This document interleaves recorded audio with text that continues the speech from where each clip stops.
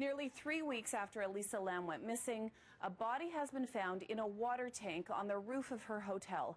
Yeah, I just spoke to the LAPD again, and her body has only just been removed, so it is early. What we do know, it's a woman in her 20s. This surveillance video shows the UBC student acting strangely the night she went missing. Once again, the LAPD is saying the body has just been recovered.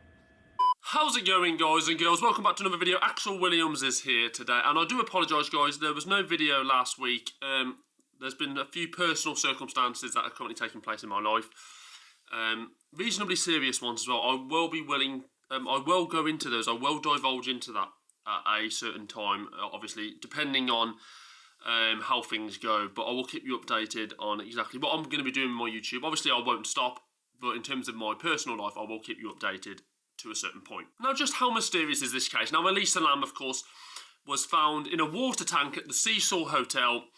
The questions have been raised, every question. You all know the story. If you're watching this video, if you've kind of followed the case, or if you did follow the case, if you understand the case, if you even watched the documentary on Netflix, you will know the entire story anyway. Elisa Lam is found dead in a water tank on top of the Cecil Hotel roof, and the mystery is left as to how she got there. Now, the whole thing is quite mysterious in terms of how it looks. On the outside, it looks very mysterious, that is true. But I'm going to explain to you why I believe that this is not very mysterious at all. And there's only one real place to start, and that is at the Cecil Hotel elevator. The footage that emerged online of Elisa Lam kind of waving her arms about in the elevator, pressing buttons, looking around the corner. Who's there? Who's there? Can't see anyone. I couldn't see anyone. Could you see anyone?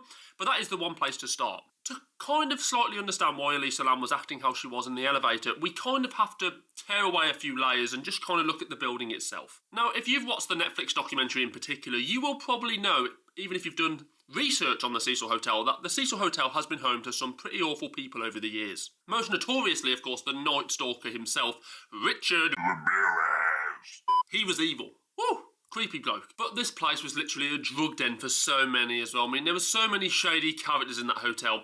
And people will say, this is the thing that people say. People will say, you know, people have their opinions, obviously, on what happened.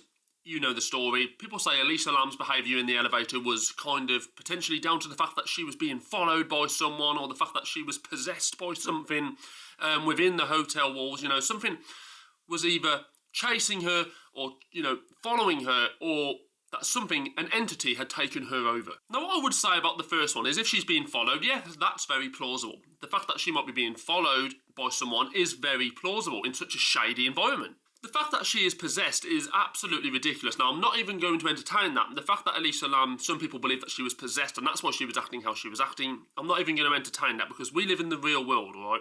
This is not The Exorcist. So I'm Xing that straight off. I am crossing that scenario completely off this checklist. When you see her waving her hands about and pressing all the buttons on the elevator, now, there's only one of two options for me. There's only one of two options as to why she's acting so very strange in the elevator. Number one, she had either taken something that she shouldn't have. You know, she's lonely, she's interacting with certain people that obviously are also in the Cecil Hotel. She takes, like I said, a drug, and the way she's acting in the elevator is kind of subsequent from the drug that she's taken. Now, those are the only two options for me, and yes, people can say she was being followed, you know, you haven't looked at that. Was she being followed? Yeah, there's a good chance she was being followed, but that doesn't explain her strange behaviour in the elevator. If you were being followed by someone or stalked by someone, I don't think you'd kind of just do everything at the kind of methodical pace that she was doing it. When you look at her in that footage in the elevator, she's acting very strange, but not kind of I'm being followed and I'm scared kind of strange. Or, you know, she doesn't seem panicked. She just seems very casual in her movements and her actions. That is not how somebody would act if they were being followed by someone. Which leads me to believe that the only reason she's acting like that is because she'd taken something that she shouldn't have. I mean, I cannot think of any other reason. Or, like I said prior, she was mentally ill in some way. She's not actually as sound of mind as what some people think. And not everything has to be a damn conspiracy. This is what I always think. When you see something online that's slightly unexplained, people always have to have kind of a conspiracy. Oh, maybe it was this, maybe it was aliens, maybe it was a kind of demon or a demonic monster. I'm thinking, no. Maybe it's just normal life and maybe she killed herself. This is real life. I mean, that is the most plausible option. And then there's the slight conundrum, obviously, of her getting on the roof. Now, some people say she was carried to the roof. No, I'm not having that. I'm not having the fact that she was carried up a ladder that leads to the roof and then carried up a ladder that leads to the water tank and then thrown in the water tank. I'm not having that. How she got in the water tank itself for me is just pure and simple. She killed herself. She climbed up to the roof herself, she lifted the lid off the water tank and she jumped in. But then, of course, there's the slight hiccup which we all saw in the Netflix documentary and obviously on numerous videos online, is there is actually a security trip alarm for people that aren't members of staff that actually enter the rooftop area. Oh, why didn't it go off? Why didn't it go off? Only a member of staff could have possibly have got her on that roof without tripping the alarm. Well, have you seen the state of the Cecil Hotel? It is a shit pit. It is an absolute shit pit. Would you really be surprised if the alarm didn't go off? I mean, have you seen the state of that place? Would you really trust that alarm to be functional and working? Because I'm not being funny, I most certainly would not. At least not maybe functional and working at that exact time. Maybe they sorted it out after, I don't know. But for me, the only logical thing that could have led to Elisa Lam's death on that rooftop at the Cecil Hotel was the fact that she killed herself. I don't think anybody... There's no evidence to back up that somebody else killed her as well. This is the thing. There's no real evidence to suggest that somebody else put her in that water container. There is no... Honestly, there is no genuine condemning proof that somebody else did this. There really isn't.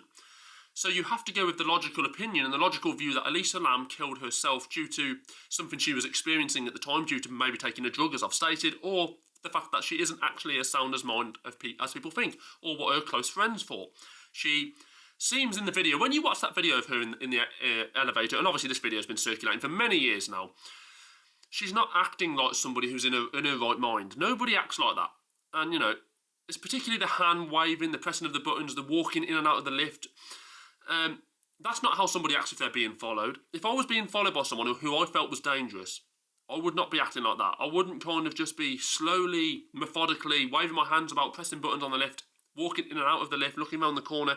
I'd be getting the hell out of that building. But in my view, the case of Elisa Lam is not a mystery. There is no mystery. And I know people like to kind of dive into these things. They like to see things not as clear as they really are because it makes things more exciting. You know, it's more exciting if there's a mystery shrouding a case.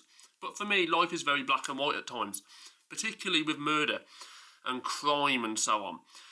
You know, I see so many short videos on YouTube and so on of people that have gone missing and there's a mystery to where they are. But I can imagine the answer is very, very simple. I honestly believe there are very few genuine mysteries in this world. Honestly, there are very few genuine mysteries in this world.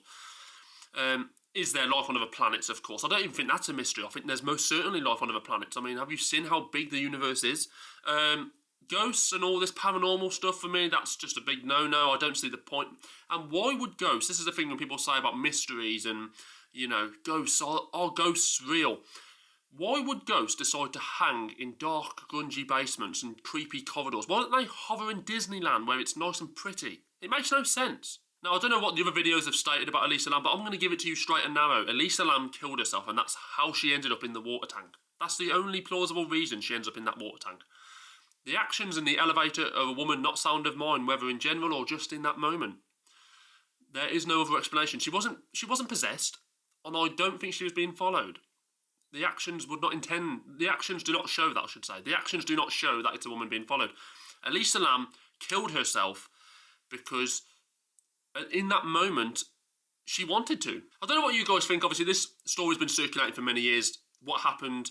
You know, who did it? Did she do it to herself? I'd love to hear your guys and girls' opinions. Don't forget to subscribe to the channel as always. I will be back with another video. I do apologise again, guys, for last week, for not uploading content. Like I said, there's been some serious personal stuff going on in my life, and it's been very difficult for me, in truth, to be able to find the will last week, just due to circumstances that have been going on. But like I said, I will kind of unveil certain stuff over time if need be. But guys and girls, thanks so much for watching this video. Please like and subscribe, and I will see you again very shortly. Ta-ta for now.